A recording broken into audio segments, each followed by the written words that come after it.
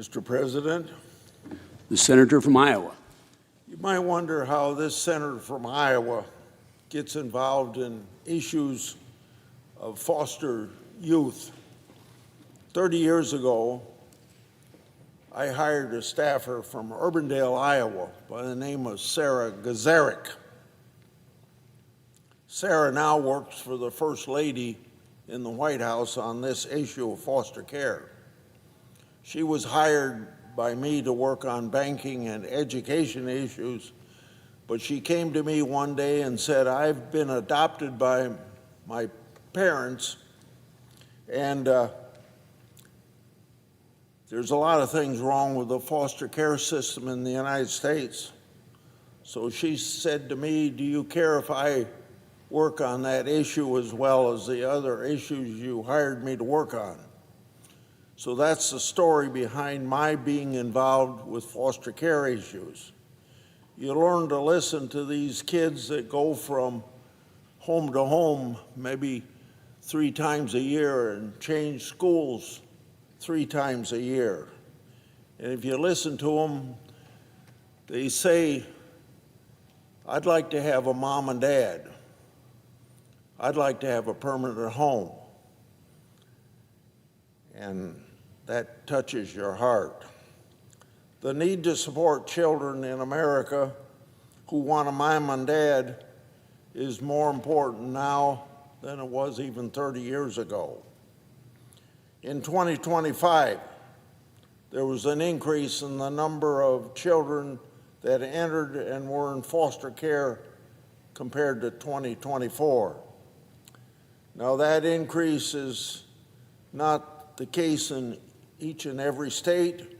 For example, in Iowa, there was a slight decrease in the number of children in foster care from 2024 to 2025, demonstrating Iowa's success in supporting children and families.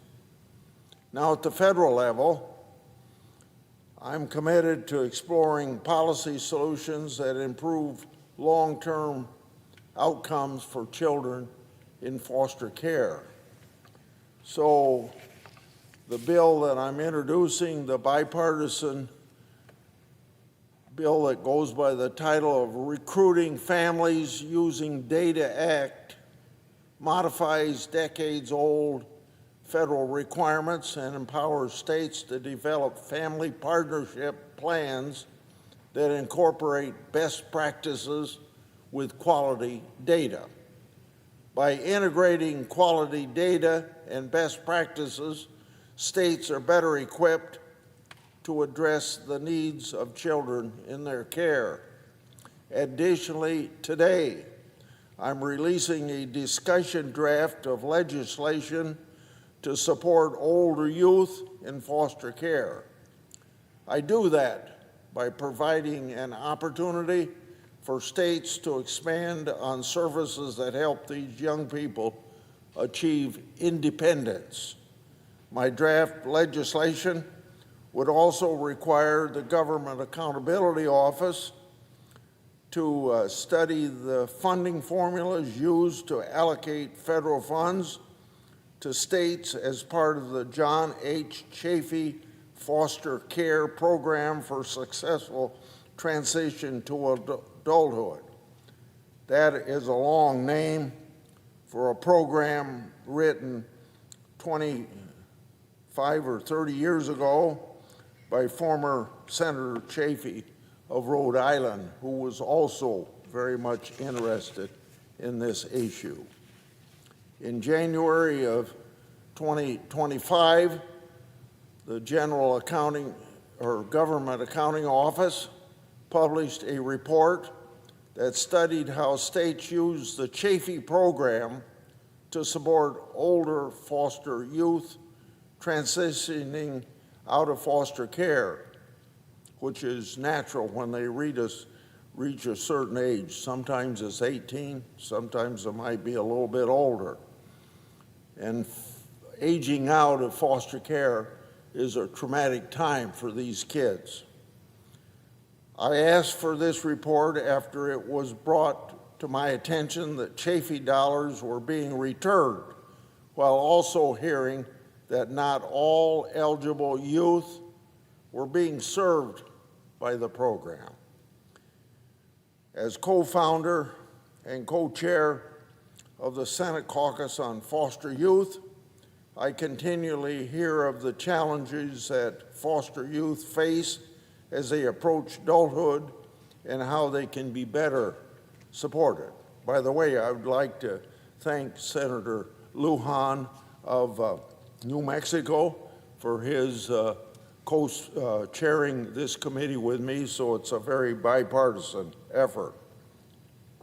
Now, after getting this report, I look forward to getting feedback on how federal programs can encourage foster youth to achieve self-sufficiency. We have a responsibility to protect children and their well-being. As we recognize the month of May as National Foster Care Month, it is my hope that we can continue to find solutions to see that every child has the chance to build a bright future and an opportunity for permanent and loving home. And I want to congratulate First Lady Trump for her efforts in this area, recently holding a hearing in the House of Representatives on this issue. I yield the floor and suggest the action. The clerk will call the roll. Ms. Alston-Brooks.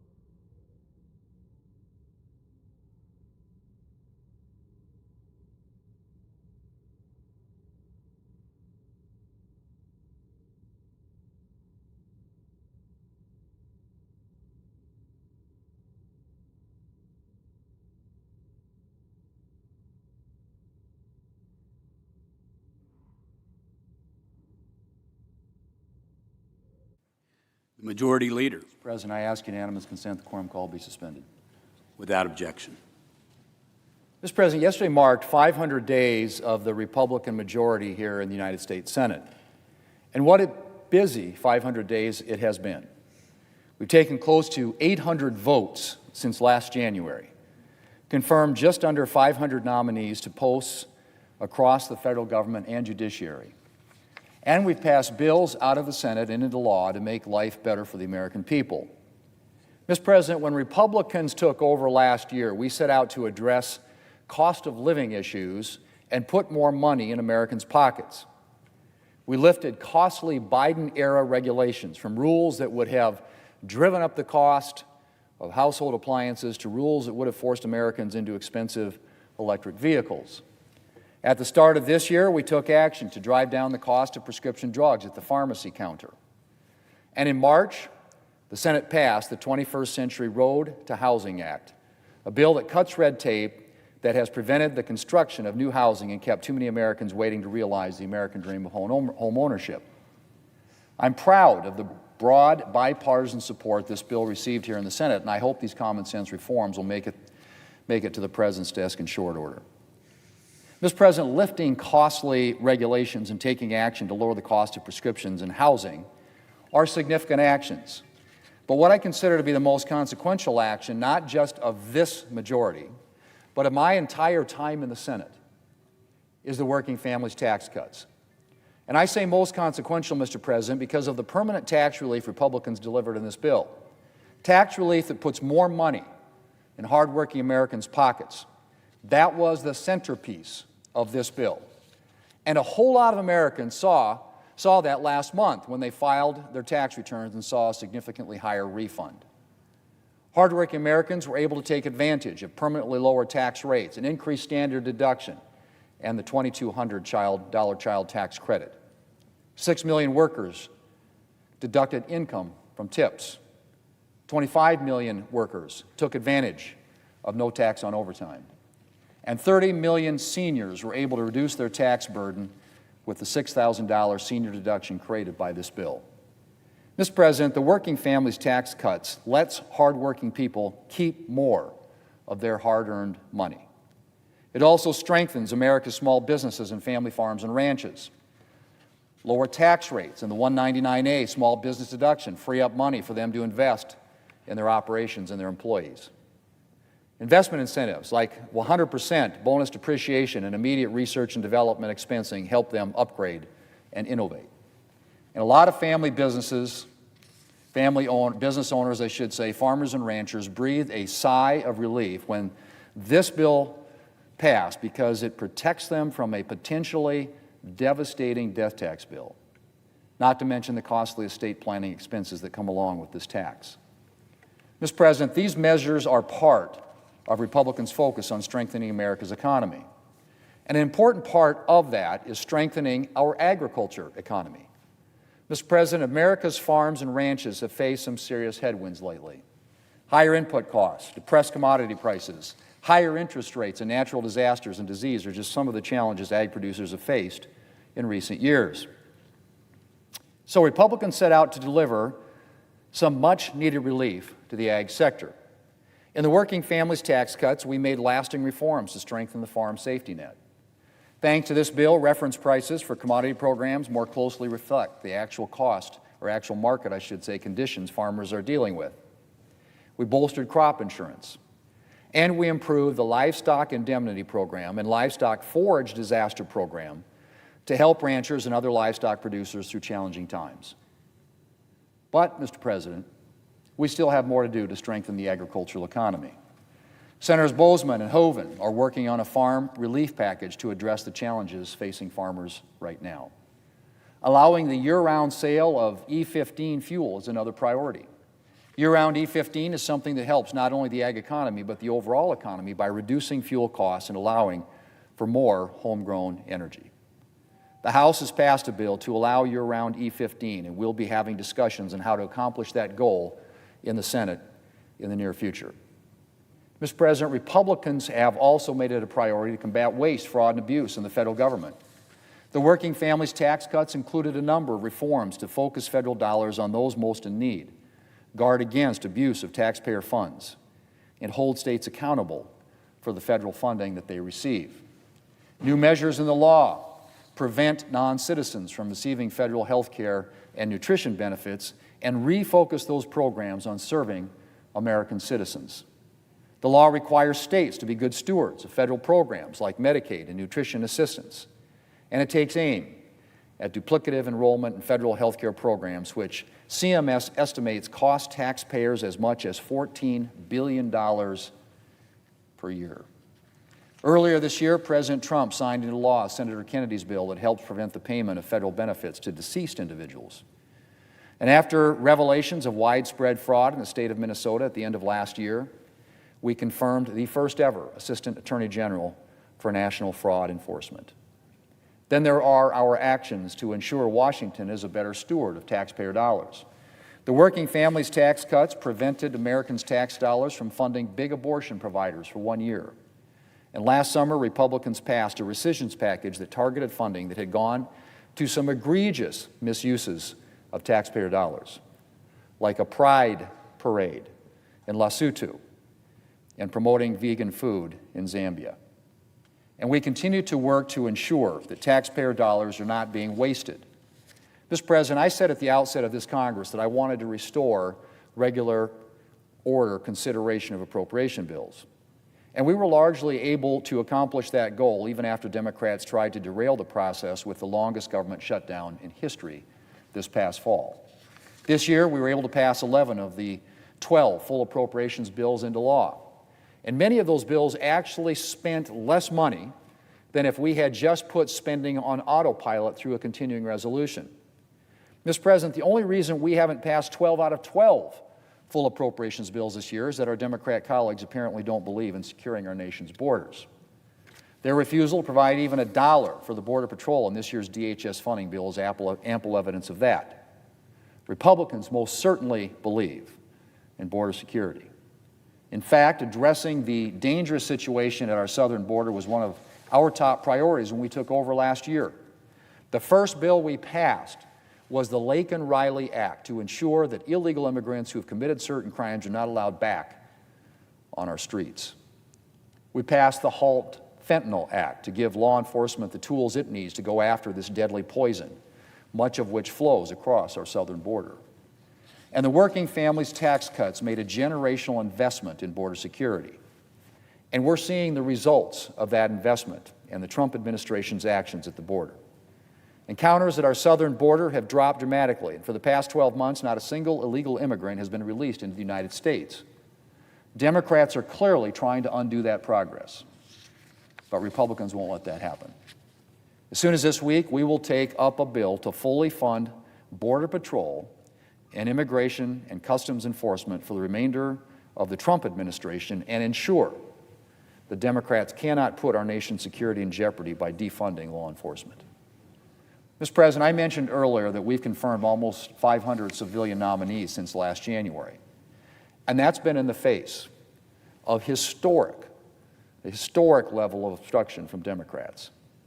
After months and months of unprecedented Democrat obstruction, last year Republicans took action to restore the Senate's tradition of confirming largely non-controversial nominees in batches. And last night, we confirmed the fourth package of Trump nominees and effectively eliminated the backlog of nominees awaiting confirmation. And Mr. President, speaking of Democrat obstruction, Democrats have also blocked several pieces of common sense legislation here in the Senate. They blocked Senator Tuberville's Protection of Women and Girls in Sports Act, which would have simply prevented biological men from competing in women's sports. They blocked Senator Langford's Born Alive Abortion Survivors Protection Act, which would have required that babies who survive abortion are given the same level of care as babies born at the same gestational age. Democrats wouldn't even let us debate these bills, and I have to imagine because their position is completely indefensible. Then just recently, Democrats blocked the Save America Act. Mr. President, we had a robust debate on this bill for several weeks. Republicans gave Democrats opportunities to support the whole bill, and we had standalone votes on some of the individual and very common sense components of the bill, requiring proof of citizenship to register to vote, requiring a photo ID to vote, protecting children from gender transition surgeries, keeping biological men out of women's sports. Mr. President, Democrats are on the record against all of it.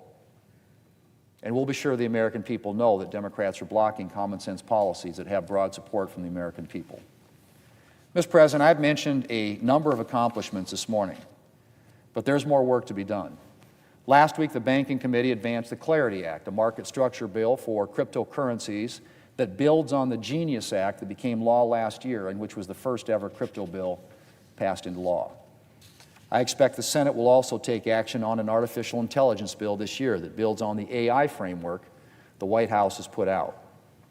And legislation dealing with name, image, and likeness in college athletics is also on the agenda, as is legislation ensuring continued funding for our nation's transportation infrastructure.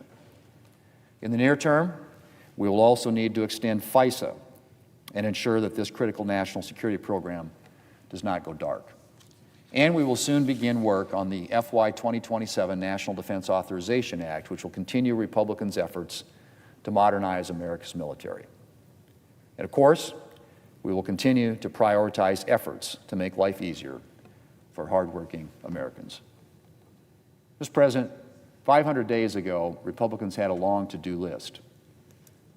We've checked a lot of things off, but we still have more to do.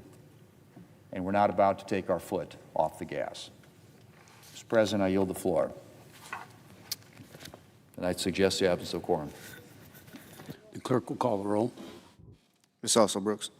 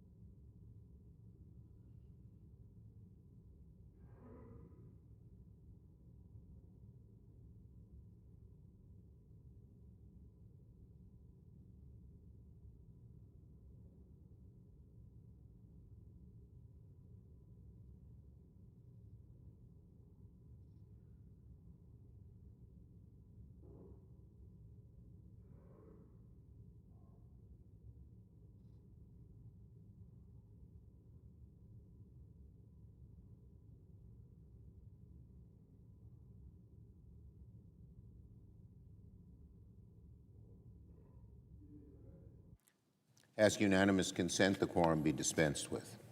Without objection, the Democratic leader.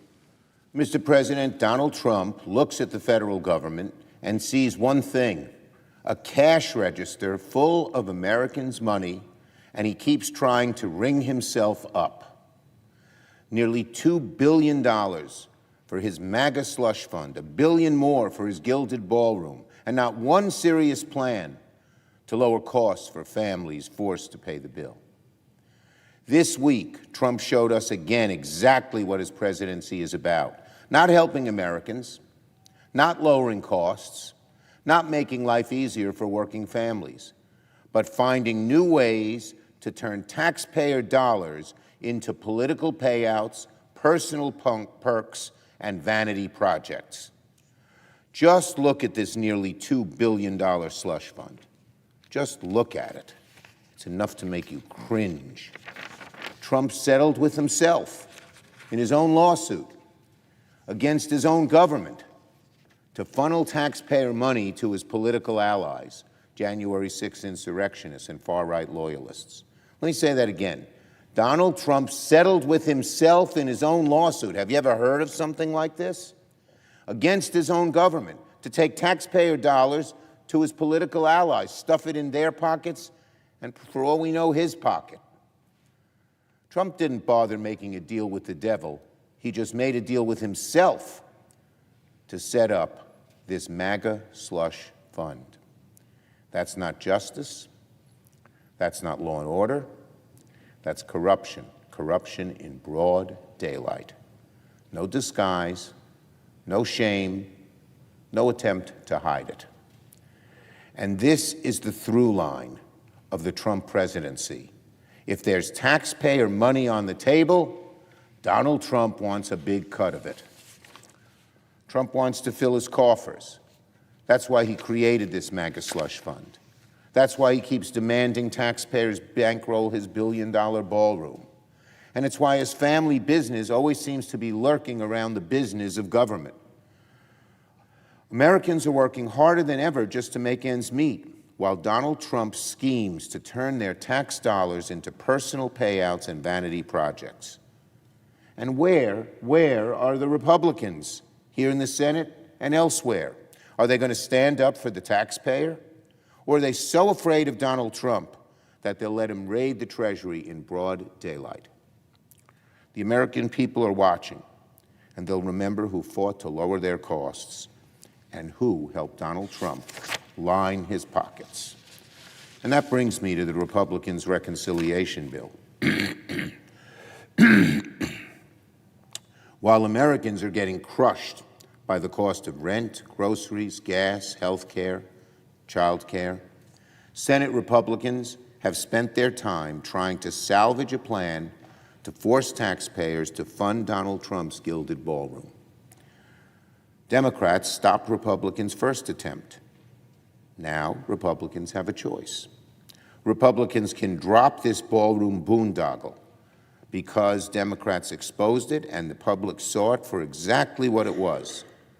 Or Republicans can keep this boondoggle in the bill. Either way, Democrats will make sure they will have a chance to vote on it on the Senate floor. Republicans do not get to hide from this.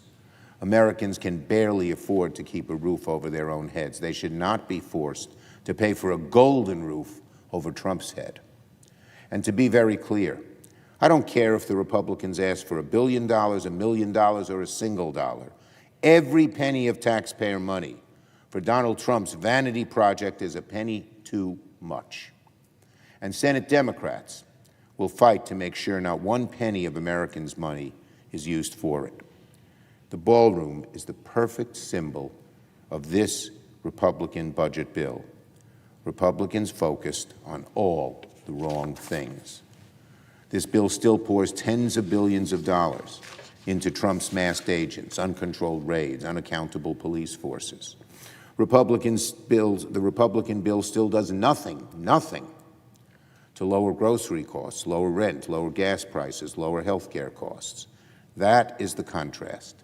Democrats fighting to lower costs. Republicans fighting to launder Trump's corruption through the federal budget. So let Republicans rewrite the text. Let them change the number. Let them try to hide the ballroom after they got caught. The truth will not change. Donald Trump sees Americans' money as his money. He somehow thinks he's entitled to reach into the average American family's pockets, take the money out of their pockets, and put it in his own. It's incredible. Republicans are writing the check. Democrats are saying hell no. On Iran. Yesterday, Donald Trump once again displayed the vicious cycle he's trapped America in with his disastrous war in Iran. Within hours, he went from threatening to blow Iran into oblivion to saying that a peace deal was imminent. This he does within 6 hours of one another. Can anyone believe this guy? Whether you're a world leader, an American citizen, or anything in between? Can you believe him? He keeps making it up. He doesn't care about the truth, and what's worse is he thinks you don't care about the truth, that he can lie, lie, lie. First, he threatens to blow Iran into smithereens, and 6 hours later, he says a peace deal is imminent. We know it's bull. Everyone knows it's bull. But maybe people don't realize the consequences of that bull, how disastrous this war is, and how it turns America's attention, or at least Trump's attention and his followers' attention, to this disastrous war rather than lowering their costs. We have seen Trump follow the same pattern in Iran again and again. Trump threatens, Trump retreats, then threatens again. Rinse and repeat. That's what he does. Trump is practicing Groundhog Day diplomacy, smashing the clock over and over again, like Bill Murray does in the movie. Trump's no closer to ending this war, no closer to bringing down the skyrocketing costs of this war, no closer to getting our troops out of harm's way. Senate Republicans must not continue to allow Trump to remain stuck in this never-ending loop of threats and failed negotiations. I urge Senate Republicans to support Democrats' war power resolution, to withdraw our troops from hostilities with Iran, which we are bringing to the floor for an eighth vote later today. Republicans, instead of perpetuating Trump's reckless cycle, could help break it by supporting our War Powers Act to end the war. That would be doing what the American people need and want. On a speech I'm giving at the Center for American Progress on election protection. Later today, I'll speak at the Center for American Progress's Ideas Conference to detail Democrats' plans to protect our elections from MAGA interference. Donald Trump is escalating his attacks on our elections because he knows his agenda is unpopular. He knows he's going to lose the elections. And so he wants to throw the election, to cheat.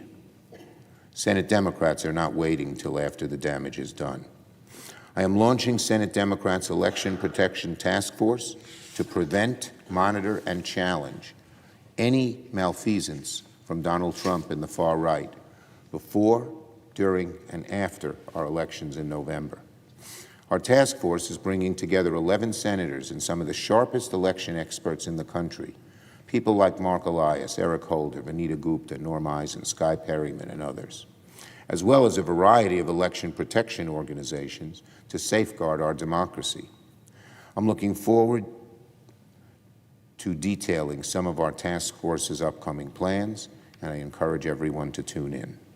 And finally, on the San Diego mosque shooting, I speak for the entire Senate when I say that we are praying for the families of the victims of yesterday's heinous mass shooting, which killed 3 people at the Islamic Center of San Diego, the city's largest mosque.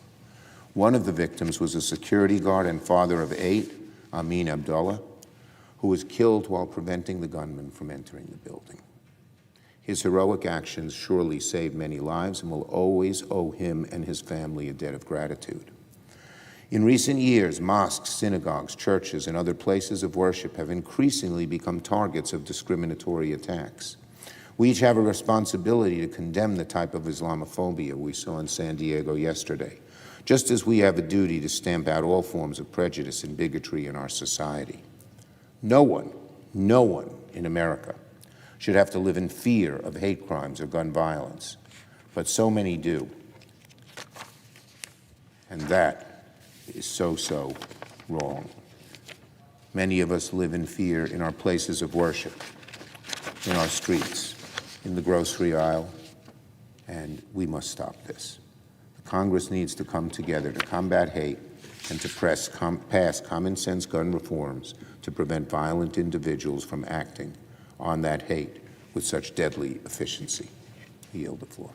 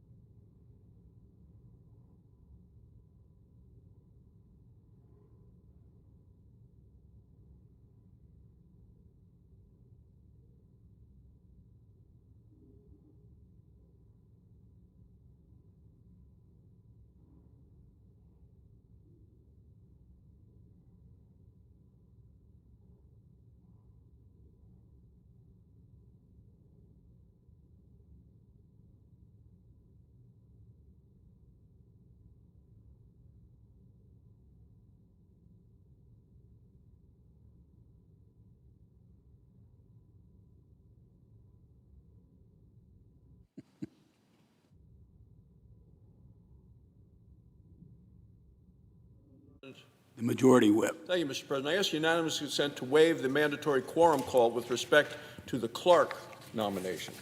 Without objection. Thank you, Mr. President. Mr. President, since January, Democrats have refused to fund Immigration and Customs Enforcement. They have refused to fund U.S. Border Patrol. Month after month after month, Democrats have tried to defund law enforcement in America.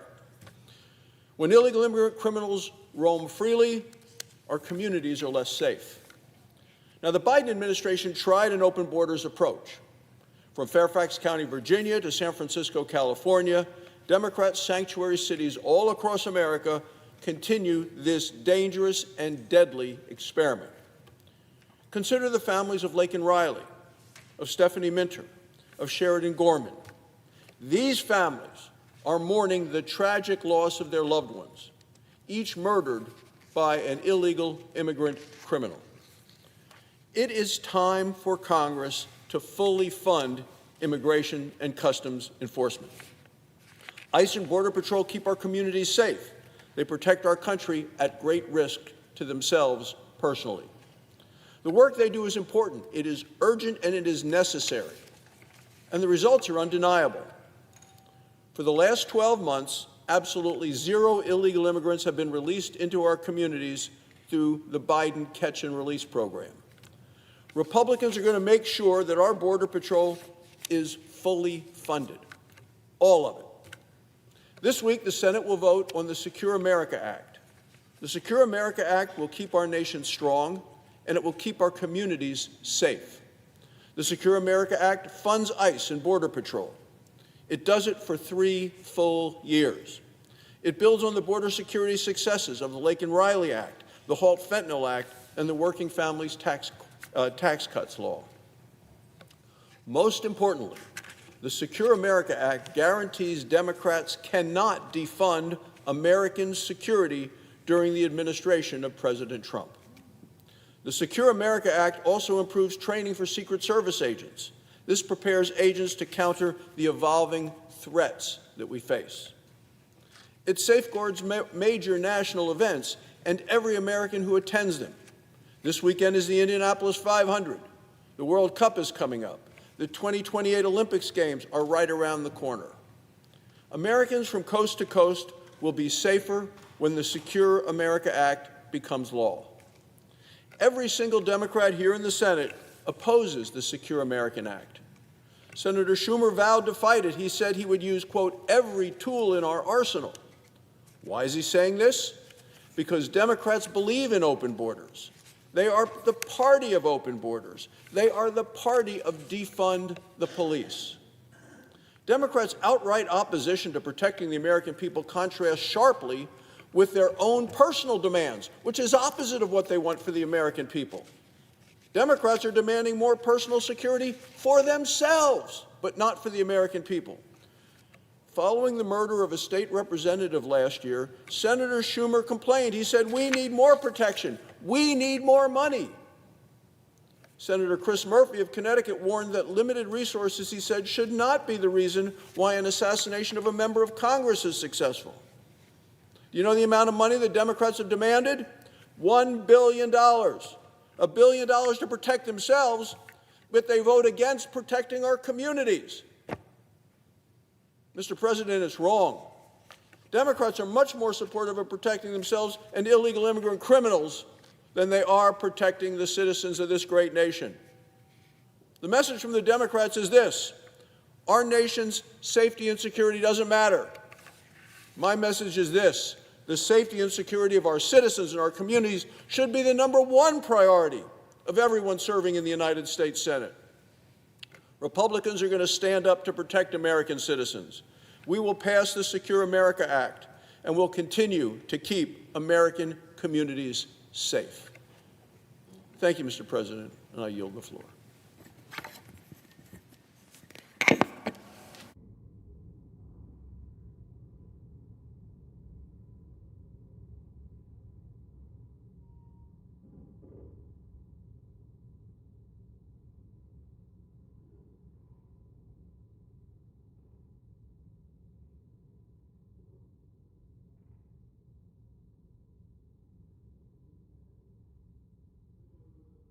Minority Whip.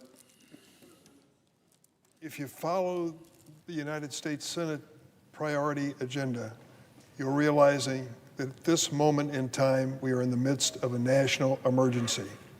A national emergency. What would you guess that would be? The war in Iran? Well, certainly, when you cost American lives, 14 lives at least at this point, when you have billions of dollars being spent, I believe the figures, the latest one reported $29 billion. Is that the national emergency? No. Is the national emergency in the Senate the pending invasion of Cuba? No. How about the president's tariff taxes? Tariff taxes that have raised the cost of living across the United States. No, that's not the national emergency.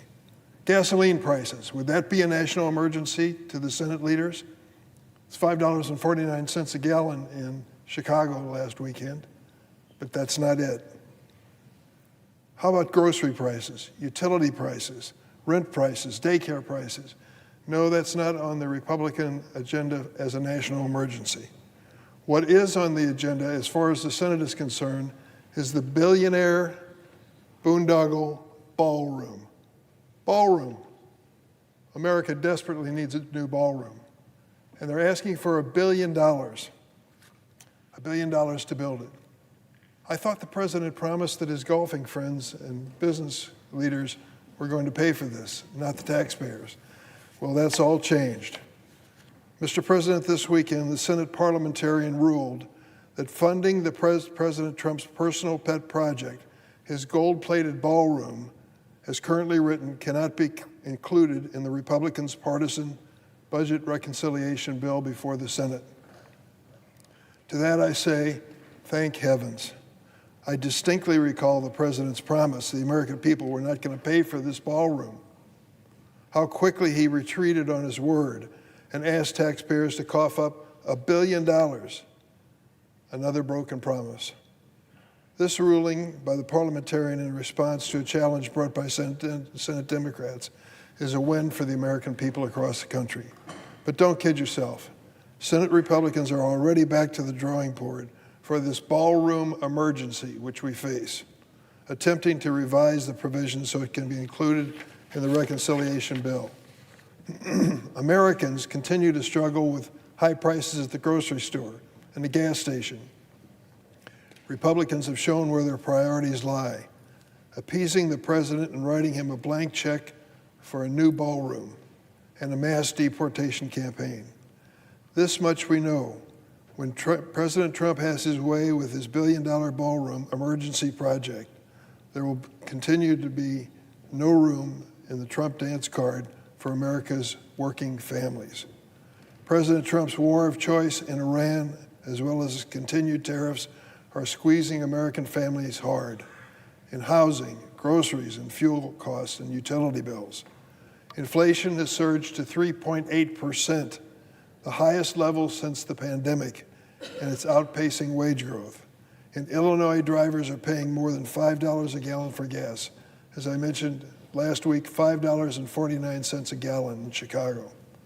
Illinois electricity bills are up by more than 15% on President Trump's watch. And grocery prices had the biggest one-month jump in nearly 4 years. Fresh vegetables are 44% more expensive than they were just 3 months ago. Ask the shoppers at your local stores. They know this personally. I recently heard from a constituent of mine from Southern Illinois, Reverend Dr. Anthony Paulson. He wrote about the cost of living issues. Reverend Paulson told me that as a pastor, he witnesses the impact of rising costs on his family, friends, and neighbors. Residents come to his church seeking help with the cost of food, housing, and gas to meet their basic needs. The Reverend said he offers the church's compassion and support to anyone in need, but the church and the people he serves have been stretched thin thanks to the across-the-board price hikes we have under the Trump administration. I think about Reverend Paulson and the countless other constituents who've called my office to sound the alarm whenever I cast a vote regard to this issue. But President Trump, here's what he said, and I quote, he doesn't think about American financial hardships, quote, even a little bit, close quote. He continued, quote, I don't think about Americans' financial situation. I don't think about anybody, close quote, President Trump. Tell that to Reverend Paulson, Mr. President. Tell him you don't care about his concerns or the concerns of the people he serves. I will also note that just yesterday, the President's politicized Department of Justice settled a $10 billion lawsuit against the Internal Revenue Service. What did the President get because of that settlement? A so-called anti-weaponization fund of nearly $1.8 billion. And what will this money from the taxpayers be used for? The administration says it's for victims of lawfare and weaponization. Hold on to your hats and let me tell you the whole story. The whole story starts here on January 6th. I was seated in my chair. The other senators were seated. We were counting the electoral votes. The Vice President of the United States, Vice President Pence, was presiding. It was about 2 p.m., at which point the Secret Service came through that door, grabbed the Vice President from where he was sitting in that chair, and removed him from this room. We sat here and waited, and a minute later, a member of the Capitol Hill Police came before us in uniform and said, stay in this room. There's a mob outside, but we'll make this a protected, safe room. Not 10 minutes later, that same officer came before us and said, cancel everything I said, evacuate as quickly as possible. And the senators of both political parties filed through that door to escape the mob that was invading the United States Capitol building where we meet today. It was the most amazing thing to happen in this building since the invasion of the British in the War of 1812. Those of you who have any question as to whether it actually occurred, look at the video, look at the proof, look at the evidence. And the net result was a melee that almost cost more than 2 or 3 human lives. They had over 140 members of the Capitol Hill Police protecting members of Congress, protecting the Vice President of the United States, and protecting the visitors to the Capitol from the mob that President Trump had sent to make their impression on the Capitol and the people who were working here. Over 140 instances where these mobsters and insurrectionists beat up the local police who had their lives on the line. You can see the videos. Don't believe a word I said. Take a look at the videos and judge for yourself. The net result was, when it was all over, some 1,500 to 1,600 individuals were arrested and prosecuted for crimes committed that day. Many of them ended up in jail, as they should have. What was the result when President Trump was reelected for a second term? On his first day in office, he gave full and unconditional pardons to all of those mobsters and insurrectionists who invaded the Capitol and attacked our police force. Attacked our police force. Members on the other side come to the floor and talk about who has respect for police. Not one word was said in opposition to the president's full and unconditional pardon to these people who attacked our local police doing their job. 2 people, as a result of that, 2 of our officers died in subsequent days from the trauma that they had endured. That's the reality. Now what's the president want to do? What has been the promise from the start? We're not only going to release full and unconditionally all those arrested as an insurrectionist mob on the Capitol, we're going to give them compensation. How much is it worth to be on the good side of the president with this new MAGA slush fund of $1.8 billion? That money is headed for the pocketbooks of the individuals who crashed this Capitol. And can you think of anything worse? Any incentive to attack police any worse than that? I can't think of it. Lawyers for those January 6 insurrectionists who Trump pardoned have already said they're going to apply for compensation. They're going to ask for money to be paid to them for committing a crime. Forget that the working people are paying more for gas and that they still haven't seen a dime in refunds in Trump's illegal tariffs that pushed up the prices for groceries and clothes and appliances. The president is making sure that those who fought to undermine a free and fair election and those who attacked this Capitol building cash in, not the hardworking families of America who are struggling mightily to get by. That should tell you all you need to know about what the president's priorities are. Democrats will fight this unprecedented and unacceptable slush fund. And this week we'll continue to push back on Republicans' partisan reconciliation bill and billionaire ballroom emergency bill every step of the way. We will work to halt the flow of taxpayers' dollars to Trump's ballroom, his arches, God only knows what he'll dream up next, and his mass deportation campaign. And when this bill comes to the floor later this week, the Republicans get to go on record exactly what their priorities are going to be moving forward. Will our Republican colleagues support our efforts to drive down the family cost, or will they side with President Trump? The last point I'd like to make is from a statement made by a previous speaker on the Republican side. He said that we don't have any respect for law and order and the policemen and law enforcement officials who enforce it. This MAGA slush fund of $1.8 billion for those who came into the Capitol and sacked this building and did their darndest to hurt our law enforcement agents speaks for itself. What we feel on the Democratic side is that the men and women in law enforcement deserve our respect. They should be held to the same standards in the Capitol and in the federal government as they're held in every state. I don't know of any masked state troopers in my state or in Wyoming. They don't wear masks because they're proud of what they're doing for a living, whereas the ICE agents are just the opposite. They're hiding their identity, and the Republicans want to protect that. I don't understand why. I yield the floor.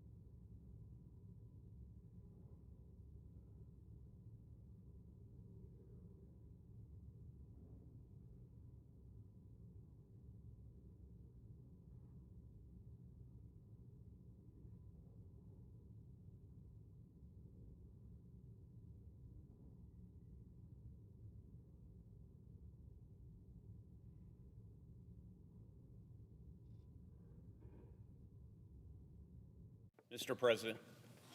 Senator from Indiana. Mr. President, in May of 1944, before the Allied forces landed on the beaches of Normandy, Dwight Eisenhower signaled out one American service branch for their loyalty, courage, and fortitude.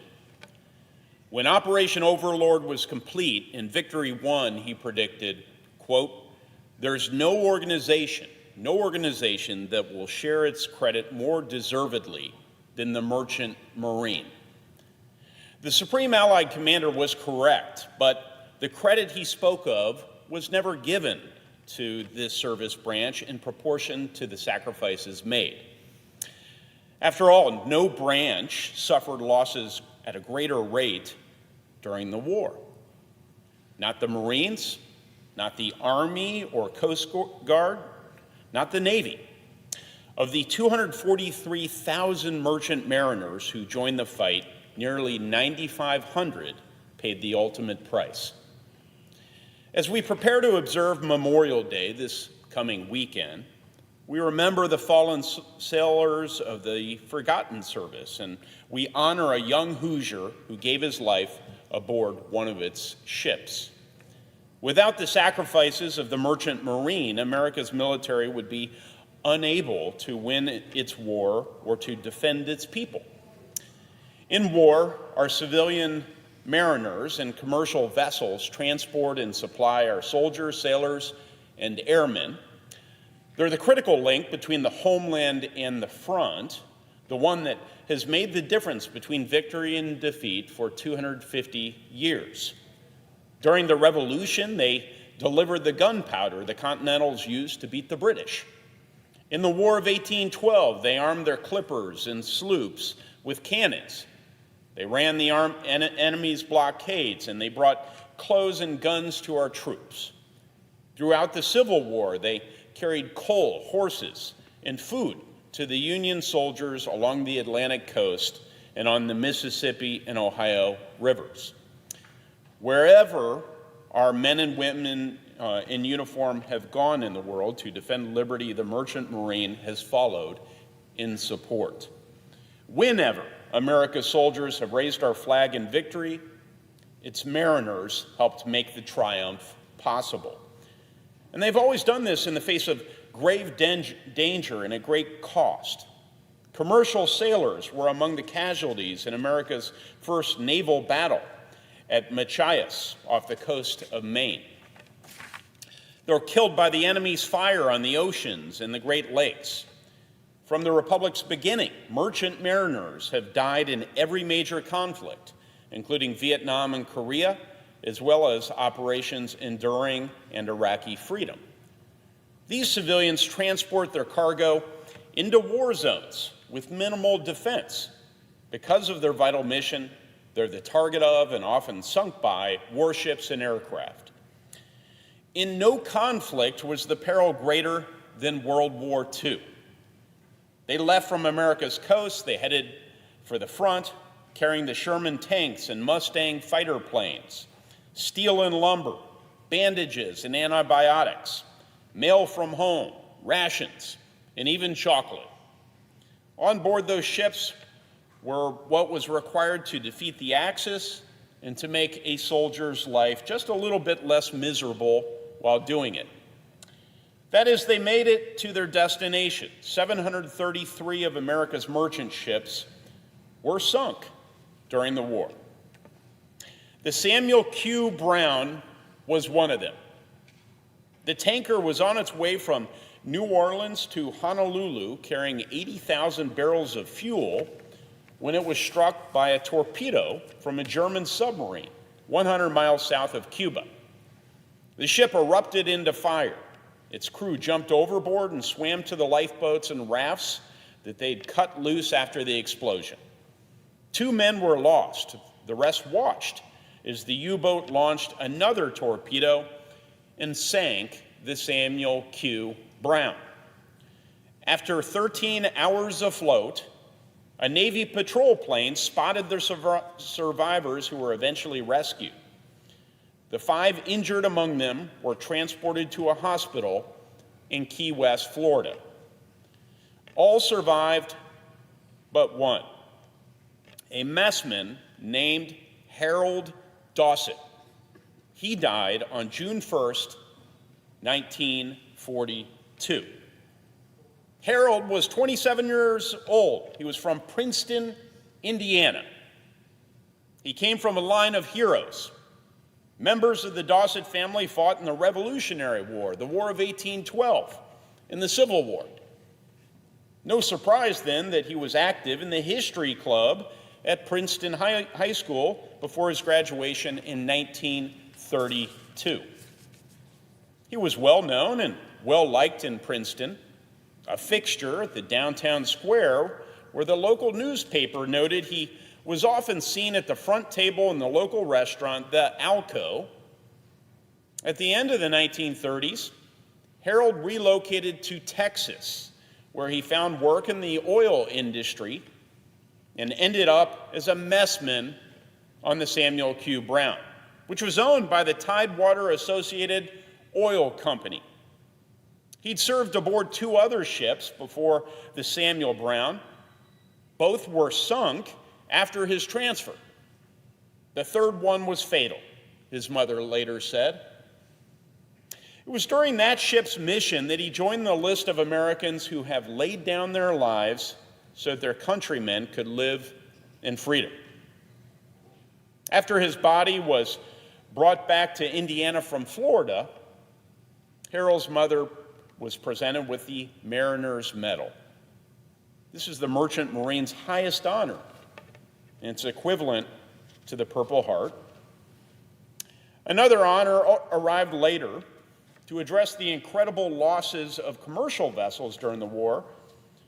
American industry mass-produced Liberty ships to speed supplies to the front.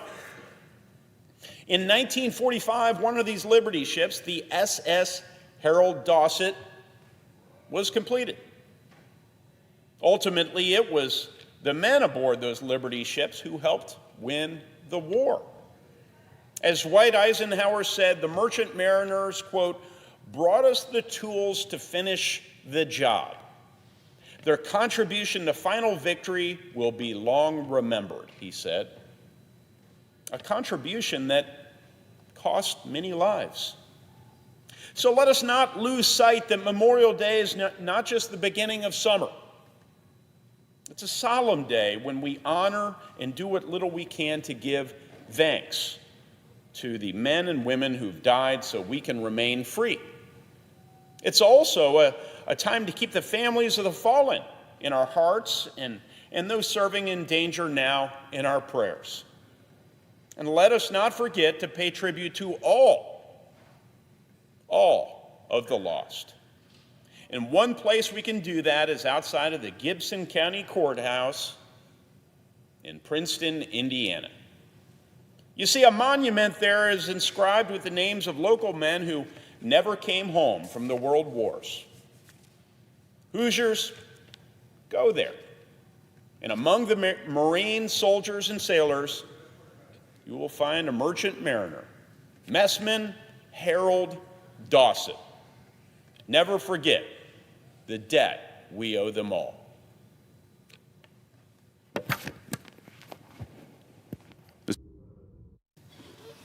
Senator of Indiana. I yield the floor. Senator Washington.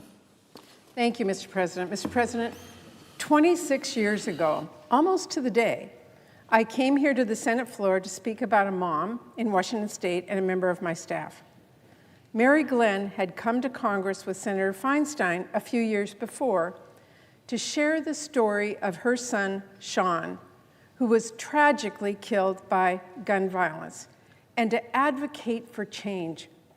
As a mother myself, I couldn't imagine the pain that she had gone through, but I could absolutely recognize her passion and her resolve to respond to challenges and hardships, not by getting discouraged, but by getting determined to make a difference. So not long after Mary brought her story here to the Senate, I brought Mary herself onto my team in Seattle in September of 1995, and it was the best decision I could have made. Over her 31 years on my team, Mary has handled well over 20,000 constituent cases. That is astounding, 20,000. Each case represents an individual or a family seeking help, usually under difficult circumstances. Mary gave everyone who reached out compassion, and she got them results. helping people who were struggling to keep their utilities on, and connecting them with social services that could assist them, helping families stay in their homes and fight off eviction. And no one, absolutely no one, could do more to help seniors get their Social Security and Medicare benefits than Mary Glenn. In some cases, Mary helped people finally get hundreds of thousands of dollars they were owed by the government. We are talking about life-changing and life-saving victories for people back in my state. I remember during the 2008 economic crisis, she saved so many families from losing their homes that we heard lobbyists here in DC were complaining about her for being too effective. My response to that, too bad. Whatever the case, whatever the challenges, Mary has never been afraid to go against big agencies, navigate complicated systems, or even go toe-to-toe with powerful special interests. Now, after many years and countless victories for Washington state families, Mary is moving on to a well-earned retirement. We all wish her the best as she spends more time with her family, her daughter Tiffany, her son-in-law John, and especially her grandkids Adeline and Ellis, and more time at Dawson's, her home away from home. We are all going to miss her dearly at our office because Mary is more than a trusted resource for our constituents. She is also an invaluable resource to everyone she works with, someone we all turn to for her knowledge, her advice, and her guidance. She exemplifies a true commitment to public service. Mr. President, when I came to this floor to share Mary's story all those years ago, I came here to speak about a mom who had the strength to speak out after a painful tragedy. Today, I'm speaking about mom, but also a grandma, an incredible champion for Washington state families, and a friend. Mary, thank you. I know Sean would be so proud of everything you've done to fight for change. You've helped so many families through your hard work, and you have inspired so many people through your resilience, including me. Thank you, Mr. President. I yield the floor. Just the absence of a quorum. Clerk will call the roll. Ms. Also Brooks.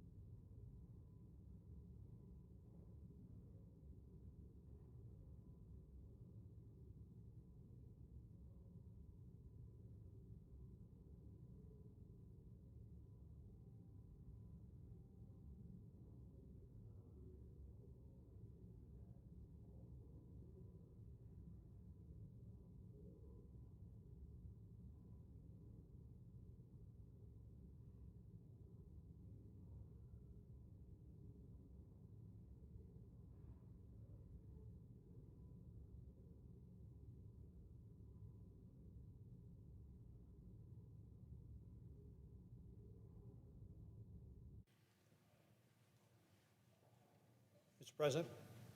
Senator Nebraska. Mr. President, I ask permission to officiate the quorum call. Without objection. Thank you, Mr. President. Mr. President, I am proud to represent the great state of Nebraska. Agriculture is our #1 industry in Nebraska, and I'm also proud to represent our farmers and ranchers who are the best in the world. Agriculture is the heart and soul of what we do in our state of Nebraska. We produce the finest products, safest food. We feed and fuel our great nation. Now, it's no secret that our farmers and ranchers, we've seen low commodity prices and high input costs. We've also seen a drought in my state, as well as wildfires that are the worst in our state's history, burning over 1 million acres. But our farmers and ranchers, they're tough and resilient. They find ways to come together and get through the tough times. They contribute to their communities. And despite all this, they continue to invest to make sure that we have a strong agricultural sector in Nebraska. And this is also important for our country. Food security is national security. Last week, the Senate passed my resolution to proclaim May as Beef Month throughout the entire country. And again, this is our leading industry in Nebraska, the beef industry. We are the leading state for exporting beef, $1.7 billion worth. We're a leader in the categories that describe beef. In fact, we've got over 6 million head of cattle. We've got the 3 highest beef producing counties in the country in Nebraska. We're very proud of our beef industry, and of course, it's the best tasting beef in the entire world, even if the president doesn't agree with that right now, being from Montana. So we're very, very proud of that. It's also Renewable Fuels Month. And Nebraska is again a leader in renewable fuels, 2.2 billion gallons. And not only is this important for creating jobs in our small towns and rural communities, but this is one of the ways that consumers can save money at the pump. Last time I filled up on E10, 10% blend of ethanol, I saved 55 cents a gallon at my local Hy-Vee. It's also a great way to be able to help clean up the environment. And of course, it's great for our farmers and ranchers. And also great for our country. There's estimates that our renewable fuels industry that is so great for our corn farmers and soybean farmers also displaces about 640 million barrels of foreign oil. That means we are less dependent on foreign sources of energy. This is, again, a great way for consumers to save money, but also for us to strengthen our energy independence, American first energy independence. So our homegrown solution is biofuels.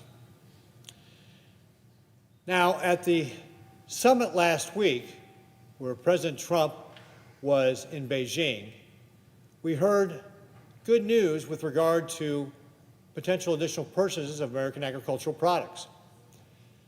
U.S. Trade Representative Jamison Greer said there'll be double-digit additional purchases of double-digit billions of dollars of agricultural products over 26, 27, and 28.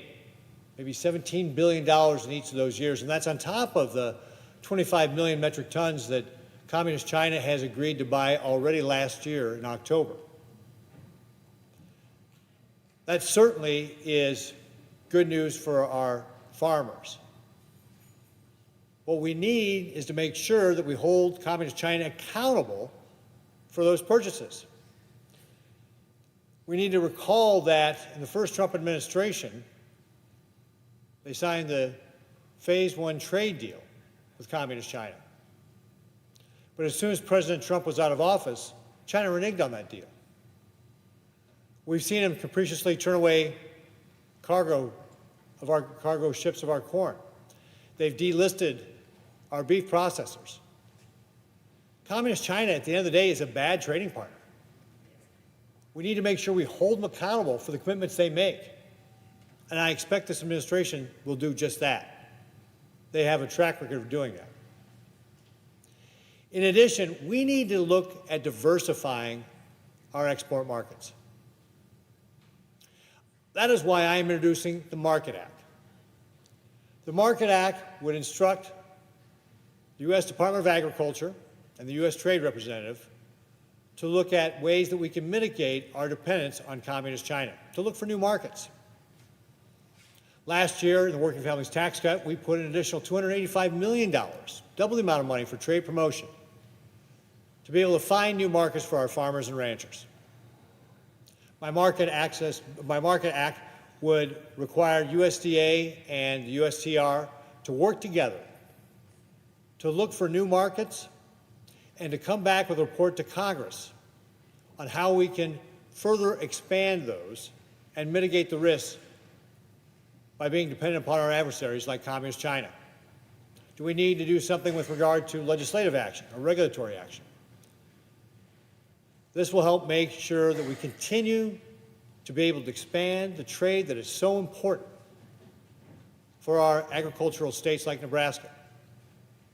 About a third of everything that we grow in Nebraska gets exported overseas. We're the 5th largest ag exporting state. These markets overseas are important to our strong economy in Nebraska. My Market Act will help make sure we continue to look for opportunities to be able to grow that. I'm proud of our farmers and ranchers. They do a great job of feeding our great nation. I'm proud to be able to continue to support them here in Washington, D.C. Thank you, Mr. President. I yield back.